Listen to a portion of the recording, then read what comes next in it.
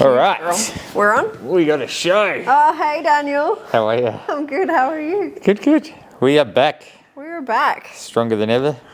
We're back in... How many dogs do we have here? Yeah, we got at least 6 pod dogs tonight.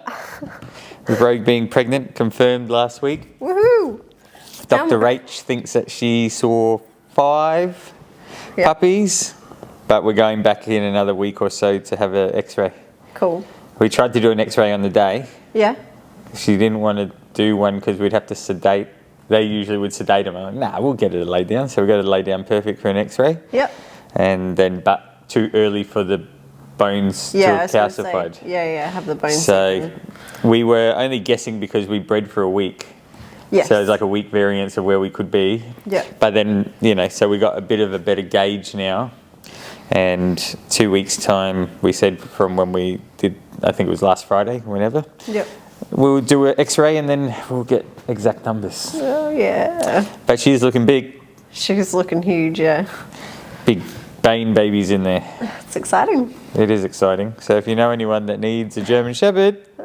We got some cooking. Yeah, she's a perfect house dog, really. Perfect family pet that can do all the biz and have some fun and do everything. But she's nice and chill at home. Unless she's in the front yard getting aggro at people. But that's also part of the draw. Some people want that though. Yes. That's it. Well, that's what they need. That's what these dogs do anyway. Mm-hmm. What is what's the latest with you, Vic? Oh, I've been back at the lab. We'll just get you out of the way quickly before we catch up on all my stuff because I've got a list. I've been back in the lab and it's awesome. It's crazy and it's gonna. I need to talk to you about that later. It's gonna be really busy and some weekend work coming up as well. Yeah. So yeah. Okay, that's all right. What are you doing? We're testing a known drug and a new drug in combination on leukemia, like the disease that I study. So yeah, we're going to give a whole bunch of mice leukemia and then try and cure it with this new drug combo that we're trying out. Realistically, how far are we away from curing cancer? Well, so this is a great question. Like, we had this really, really good seminar today. This clinician from Sydney came and gave a talk, and he studies cancer in children, which is the worst type. It's the worst type. It's and this talk, it was really, really good. So he runs this program that I think it's Australia wide, and they do genetic testing in children, and because there's certain genes that anyone could have that if they are present, you're at a higher risk for certain cancers. So he's looking at doing preventative, because some childhood cancers, there's some childhood brain cancers that you can only get them from ages 2 to 4. So he's wanting to genetically test all children, and it looks like we'll be able to do this by blood test. And then if that marker is present, you could offer a preventative drug for that brain cancer. And then by the time the kid's 4, you can take them off of it because they're not at risk for it anymore. So he's got all these cool ideas to do stuff like that. So that's really cool. The cancer I study, though, affects people mostly 50 plus. So, and depending on what kind of leukemia you have, if you have CML, chronic myeloid leukemia, there's a drug called venetoclax that you can have, and you can pretty much live the rest of your life normally having venetoclax. So that's essentially cured. You can even potentially go into remission while you're on venetoclax and come off of that drug. But is that the highest, I don't know if it's a strain? The one that you said, is that the most popular leukemia, or is that the least popular? No, it's just one of the leukemia is it's a really complicated beast to talk about, because you might have, so I study acute myeloid leukemia, AML, and in AML there's so many different variants depending on what genes that you have. Okay. So and depending on what genes you have, there's really good treatment options for you, and then if you've got the bad ones, it's we still haven't figured that out. So so it's super tricky. And then that drug that I was telling you about, that's really good for CML. it's really good initially on AML, but AML has this like backup, like it will compensate once you start having the drug and become resistant to the drug over time. Yeah. So that's why we're trying this Bastards. combination therapy. We've got some really good data to show that the mechanism that it overcomes the drug, we can actually defeat that with this secondary drug, Yeah. which would resensitize it to the venetoclax. For some reason, when I was growing up, I always thought leukemia was like a kids like. Is there like a kids one? There is a kids one, yeah. Like, because they're just, like you said, Yeah. it mainly affects people over 50, but I'm like, I swear, like, There just is- growing up, it was always paired with, like, the children's cancer. Yeah, and that might be because, like, when you're a kid, like, you only know, like, other kids. Like, I don't know. I think I just remember from, like, ads and stuff. Like, you know, they're obviously trying to get donations, or the Leukemia Foundation or whatever. There's always just kids involved. So 10, 15 years ago, if you had leukemia, there were no treatment options. Okay. If you're 50 plus, if you're fit enough, you could have chemo, and that might hit it hard for a little bit. But if you're not fit enough, it's like, well, What's the point? tough. Yeah. So now there's a library of options, like depending on what you have. So I know research contributes to that. So I'll be busy the next couple of weeks trying. So did we technically start the night off on a lighter note tonight? I don't even know. It depends. It's like, it's weird. Which way are we going? It's a weird thing to talk about because, like, obviously, like, cancer is super devastating, and in order to study it, it's like a lot of the time we get patient samples, which is, you know, people that are not in a good way. But it's like super important because, like, it's definitely helped what we're doing. Like, there's treatment options, so we're going to try and find more. Big mama. But yeah, it's complicated. Hey. No, not on me. I don't want to get hair on me. Lay Lots down. of things are complicated. Nothing's straightforward. That's right. It's not just good or bad. It's the struggle that's important. Yes. You know, so, well, that's good. Interesting. Thanks for the update. We'll check back in a couple of months. No, that's all right. I'm see sure how all you're the going. dog people like have checked out now. They're like, Anyway, Anyway. things have been on the up. yes. Right. Tell me what's going on with you. You said you've got a list. We had 2 weeks of trials and tribulations. Come here. After sharing the pre-video, which we knew was going to trigger some people, Yes. down. And boy, did it trigger some people. Down, please. It was, Lay down. it kind of caught fire a little bit, and then got shared into some online groups, and then it just like was a perpetual growing, kind of went semi-viral. Yep. I'd say. Well, not even the original. It was like someone screen recorded the original. I've seen like a highly edited version now. Yeah.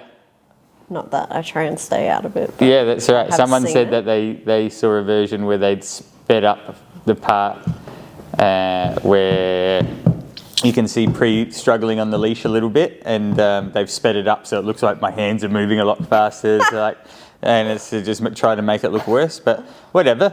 We put a trigger warning on it because I knew it would be confronting for people.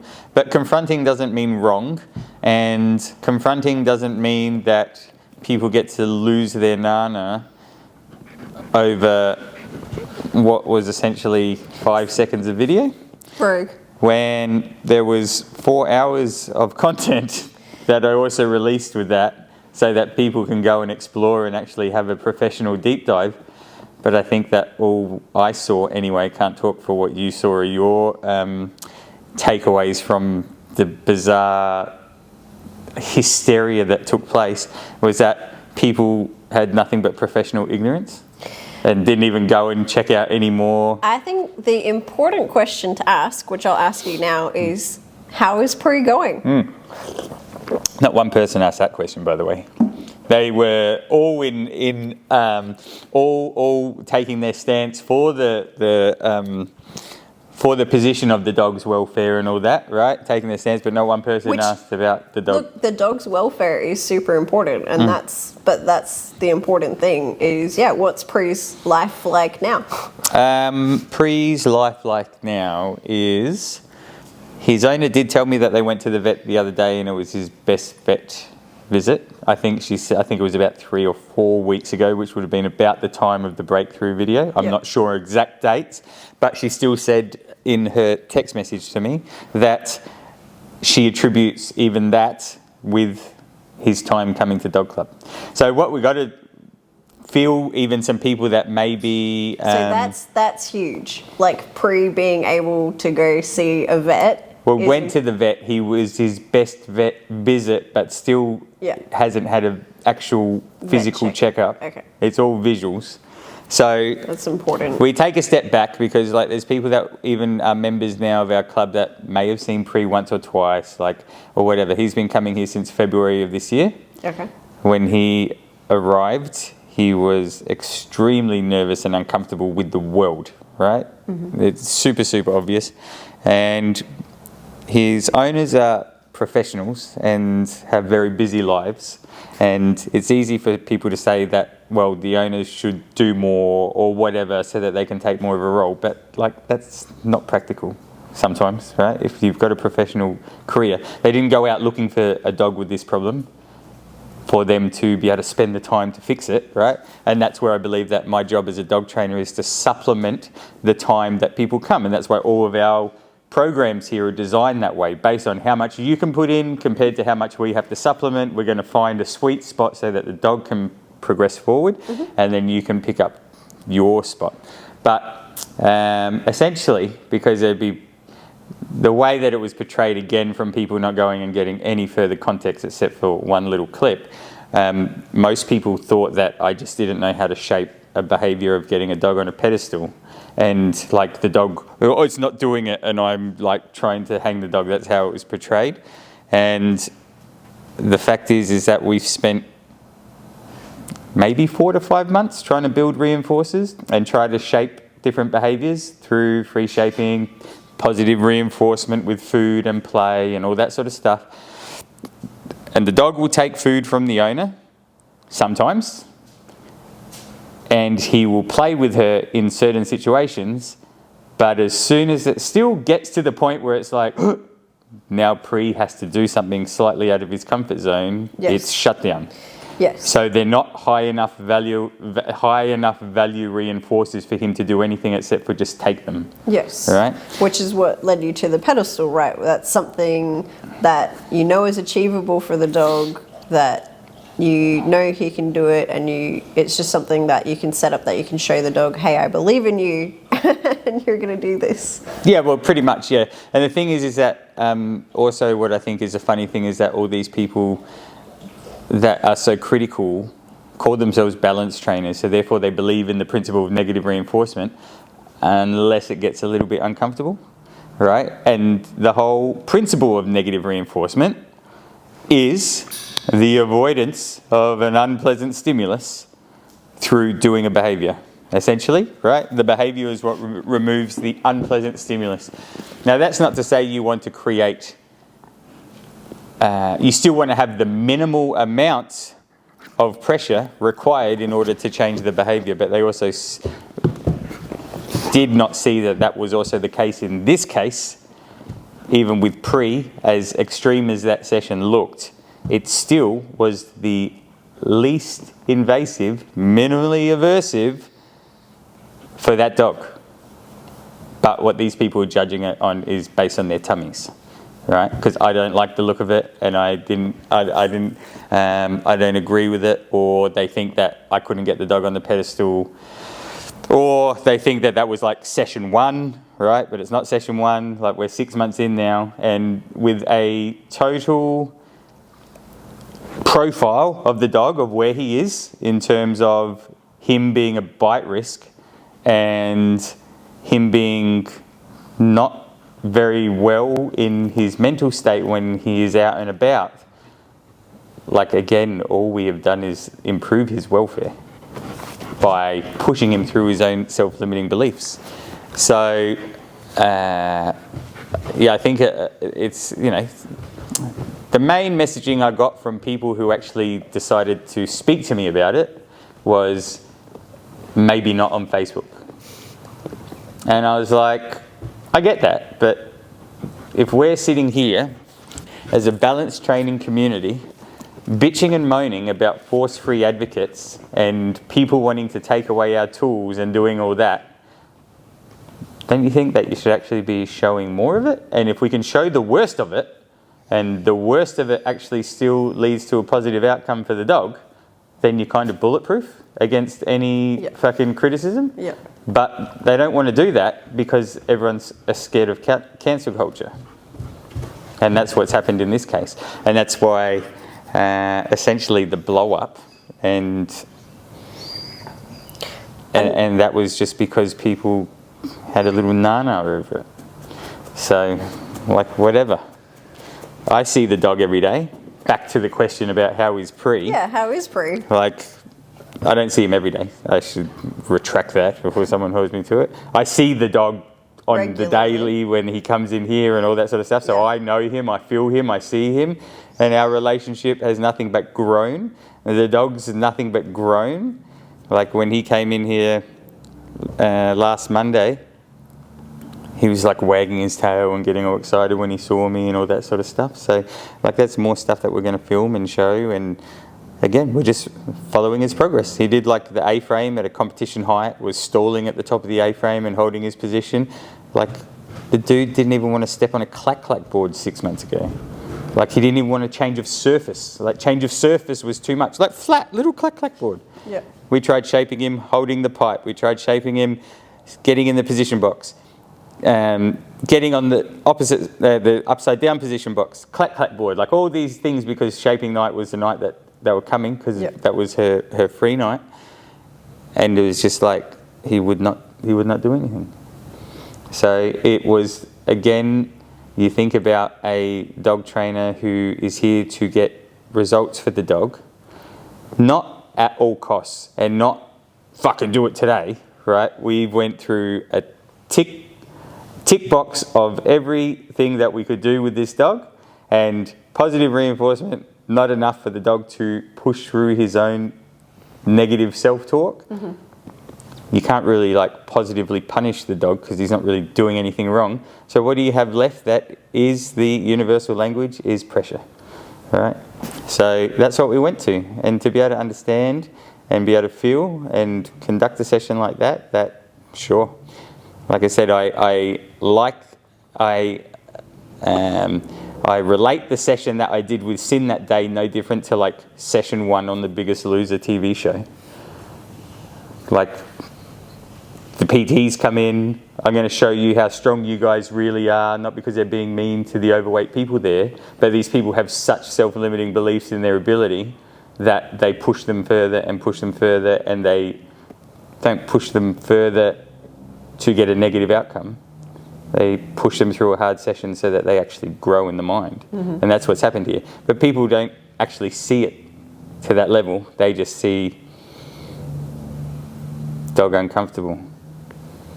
But we'll all sit there and fucking like all the reels on Facebook that talk about pushing through the discomfort, growth, all those personal development, like, yeah, man, go out there and grind it. And like, yeah, it's the grind, it's the hard, it's the journey, like all this sort of stuff. And then it's like, oh, but not for the dogs. Like, don't give the dog any credit that he can like endure 7 minutes of a hard workout in the gym.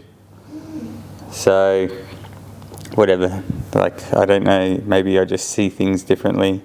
But if like that main group of people now, which I've parted ways with today, if that's what they think, then they're not my people anyway. So, whatevs.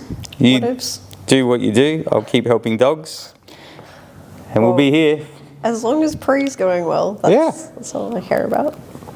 Well, I don't think so. That's all we care about. Yeah. I don't think that's what anyone else cares about. No, that's all right. It's us talking, so we don't have Yeah, to that's about right. That. So I think that Pre, on his next visit, we will start getting him used to another handler. Yeah, cool. Because on the Monday that he came and I did the A-frame session, I got him on the pedestal. I was sitting on the pedestal and I started getting him to put his feet up onto my lap. Like no different to the pedestal, buddy, hey, put your feet up here, because like he's so, just any type of pressure, spatial pressure, physical pressure, environmental pressure, like he's just so cautious about it all. And if you had asked his owner if he would be putting his feet on someone like that again a month ago, that it would be no. Yeah.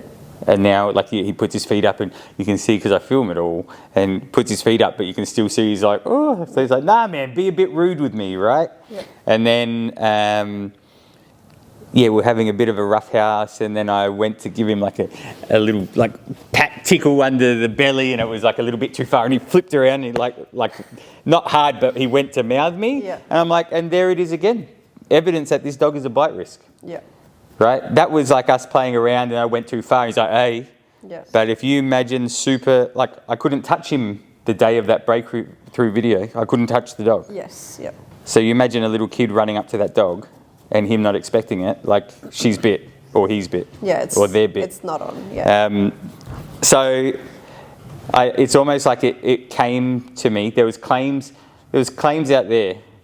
Well, people saying that I don't see this as a euthanasia case. And to be fair, I'd never claimed that it was a euthanasia case. No. So I have said in all the videos that I had that this dog is either staying how he is, or he's going to be medicated for the rest of his life. Either way is not a good life for the dog. So we have to grow the dog.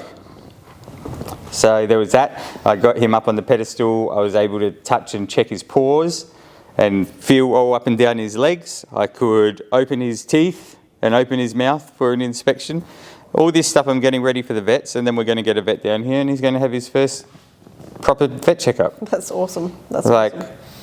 All because on that first day we couldn't even get a 3-corner jack out of his foot. Yeah.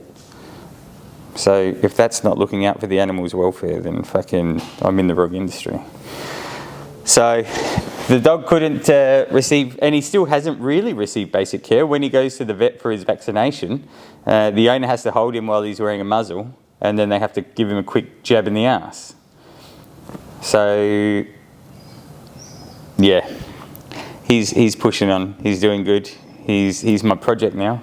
That, mate, you're with me. I've even told the owners, like, all in, because he's going to be the biggest fucking middle finger to everyone else who was calling shit out. So is Sin on the back burner then? Nah, Still ticking along? Sin's still ticking along. Hell yeah.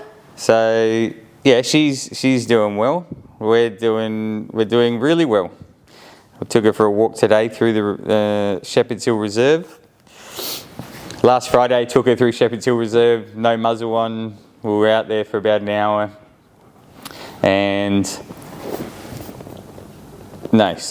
Last Friday she had a muzzle on, and we went for about an hour hike. We went past bikes, people, kangaroos, right? She had a bit of a go at the kangaroo because it zoomed past. She hit the end of the lead, whatever. She's seen them before? Or? That was her first time. Yeah. But it would be that kick into drive that would usually send her up the line. Yeah. Because it's just that overwhelming drive. She decided to go after it, hit the end of the line. Nothing happened there. We saw people. That was all cool. So then I think it was Tuesday. I took her back, and I was like, okay, Friday was good. Let's go without the muzzle. Like, we got to push out without the muzzle. And I get to like the furthest part into the reserve, turn around, and we got the whole way back to the car, and like literally in the distance you just see a guy's like from his shoulders up. I barely know how she saw it. I just caught it. And then you see his dog was off leash, like bounding around, and she caught it and just amped up and then started fucking pouncing for me.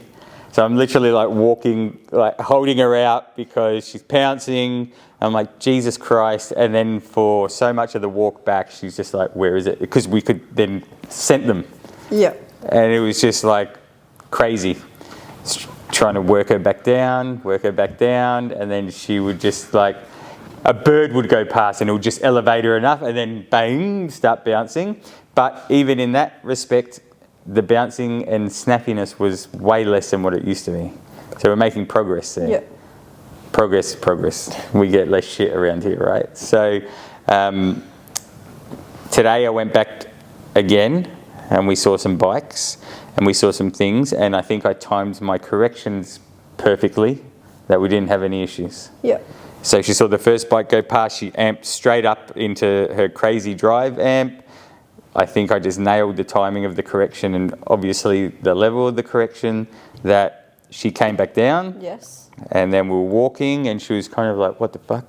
And then another bike went past and she was like amped up, but then brought herself back down. So she... Regulating. I think, yes. And the good thing about the correction was there was no coming up the leash. Yep.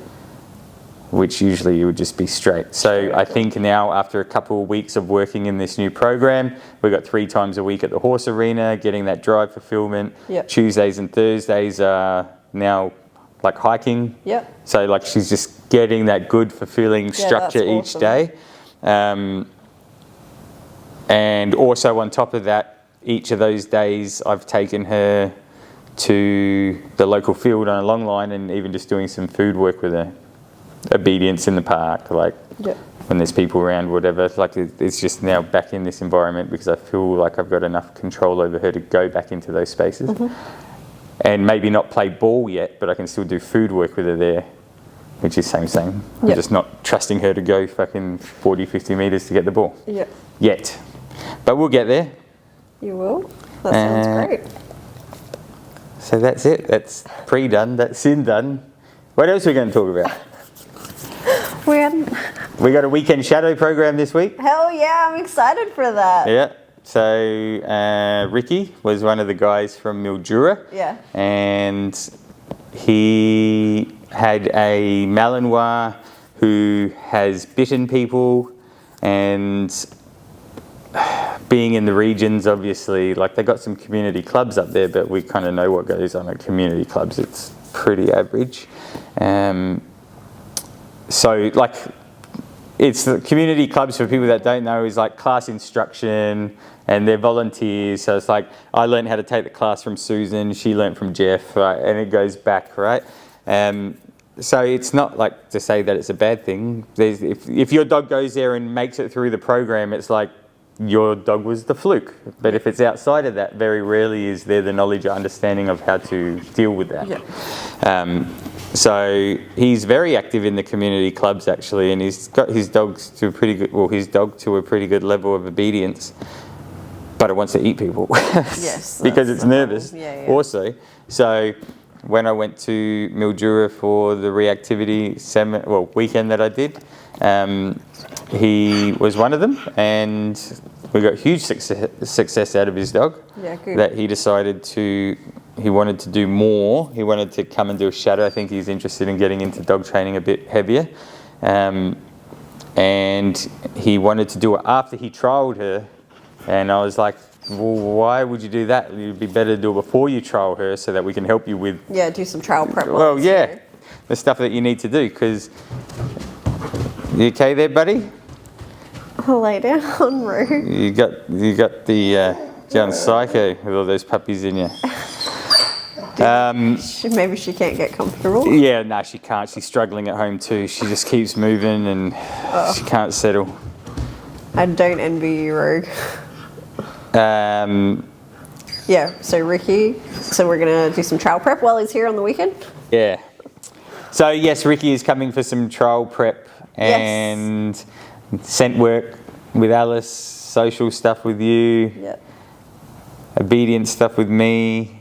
He's got intensive handling day at day training tomorrow. So it's our weekend warrior program that we've designed so people can come in for the weekend. And he's the first one to do it. It's very exciting. It was designed after Pauline came. Yeah. And then she wanted to come back. So,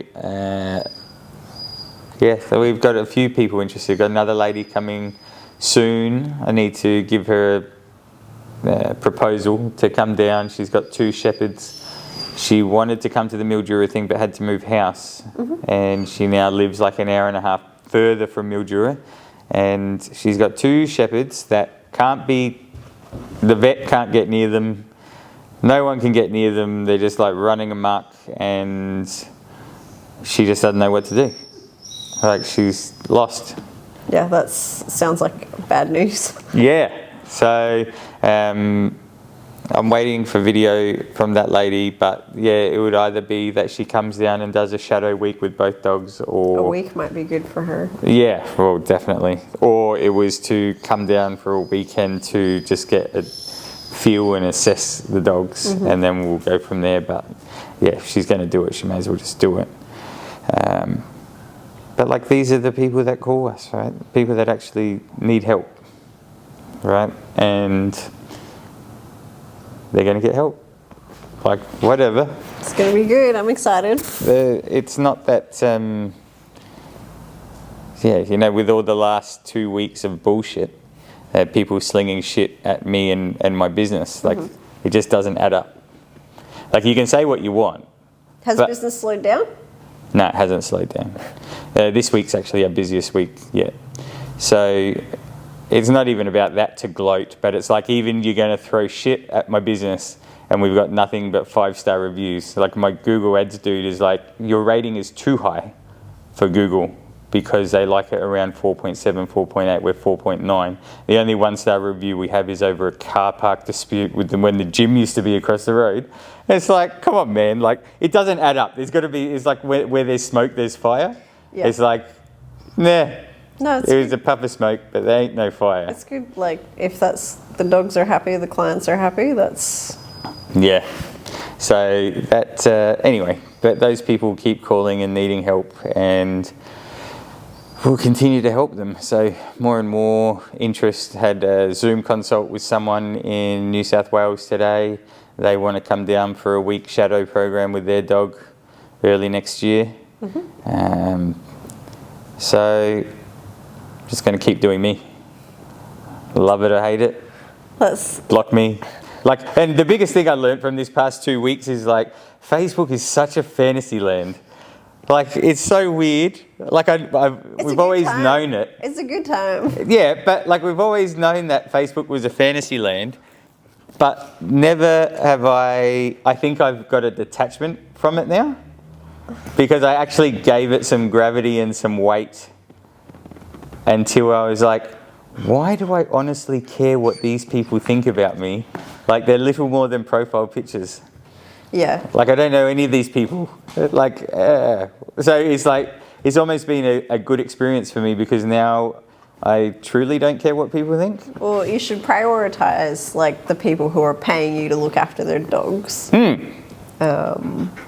And the dogs, obviously. But what is that? Like, from 2 weeks of people putting a shit ton of pressure on me, I've grown.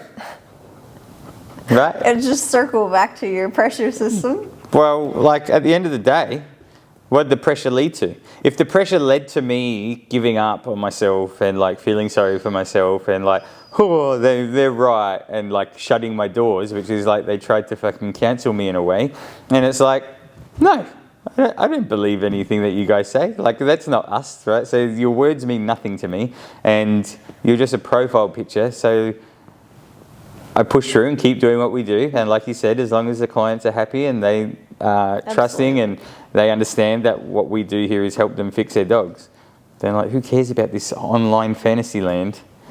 Because it's like, you only affect me if I open my phone. Like, and what do I really care about what you say in the comments? Because, like, I don't even know who you are. Yeah. It's bizarre. So we grow. We grow. We grow. We need trials and tribulations in life in order to grow. We don't need easy to grow. So. Well, let me think. That's a pretty good update. Do you want to leave it there? Yeah, we can. What were you going to think about? No, I was just, is there any other hot topics going on? Nah, I think we should leave it there, because we want to get back to, like, about 45-minute episodes. Yeah, we'll probably about there. So yeah, it was because realistically we haven't done an episode for 2 weeks because I've been dealing with that shit. And now that that's all over, as far as I'm concerned, we're moving on, and we'll get back to our weekly podcast, and we'll keep doing what we're doing, and we're still growing, and we're going to grow even more. And now I just have a whole lot less people in my Facebook feed, or whatever. OG. Yeah, so yeah, I don't know what else to say. I think that's it. realistically. Oh, we got Kinter coming for a board and train. Oh, that's exciting. Yeah, That was confirmed. We got a few dogs starting to board now, and like that's why we need another facility that we're looking for. Yeah. But Kinter's going to do a board and train for the month of November. That'll be good to see what we can do with that dog, for sure. So she's definitely got some work that needs cleaning up with that head of hers. And there's a bunch of the arena dogs that are making really good progress as well. Well, give us a quick update about the arena dogs. Well, so Amika, for example, who's been coming to Dog Club for a year, and her owner dealt with, she said reactivity to people and dogs, but it's not been people for a long time. It's mostly just dog reactivity. So we've used the arena space to really push the boundaries and just like run dogs at this dog. And on Sunday it was awesome because she's kind of just been like, you know, play ball with her owner or just be neutral around the other dogs. That's cool, that's fine. But this Sunday, I think Shayla's little dog Amika really vibed with. And she kind of went over and was like, this is a dog I can hang out with. And then she was just feeling good. And then I brought Indy in and she ran across the arena to say hi to Indy. Charlotte was like, whoa. Like, she was just like, couldn't stop smiling. And then I swapped Indy out for Niku and they said hi. And then Amika trotted over to Miro, the big German Shepherd. And then she like walked away from him. She's like, oh wait, you're a bit too like crazy for me. But she initiated like conversations with all of these dogs. Like that was super cool to see. And her owner was just like ecstatic about that. And then Tandy, which is like a little tan dog that you had seen at Day Train for a while. They've been coming to address reactivity just to privates, not to the group class. And yeah, so the first week was just like, they had Tandy on a long line, I brought my dog out, Tandy would blow up and be like, all right, say no, give her some leash pops for that, that's not cool. So then Tandy stopped blowing up at my dog. And then I got my dog to like run around and play Frisbee, she'd blow up again. Okay, tell her off for that. Okay, so she's just like, cool. It's like, Tandy, you can chill. You can play with your owners. You can like have a good time. And then she's gonna vomit on you? Oh, is that what she's doing? I don't know. It's a weird licking thing. She's licking the aura around you. But yeah, so Tandy's been awesome. I'm just having them do like lots of relationship stuff with her, as in like just hanging out with her, having a really good time with her. And yeah, they sent me a text this week saying like, we're at the park and there's off-leash dogs and she saw them, but she just kept like hanging out with us. She didn't blow up at them and go crazy like she normally would. So they're super happy. Nice. So if all goes well this week, I'll introduce that dog to my dog. And I think the dog's ready for it. So it'll be super cool to just see that in a couple of weeks. Yeah, that's cool. And then there's a few dogs that I've approved for group class. So I think this Sunday's group class might be kind of big. It'll be good to have some new dogs in there. That's good because you got Lola, the Great Dane, also going to start. Oh, nice. Cool. With your privates. And yeah, that's it. But it's good. It's good. The whole circle and pathway is starting to be complete. Yes. Yeah. From coming in the door to making it to social pack time in the arena. So they must master all the disciplines at Dog Club, and we're at the stage realistically where we can almost say that we're finishing dogs one-way ticket to being good.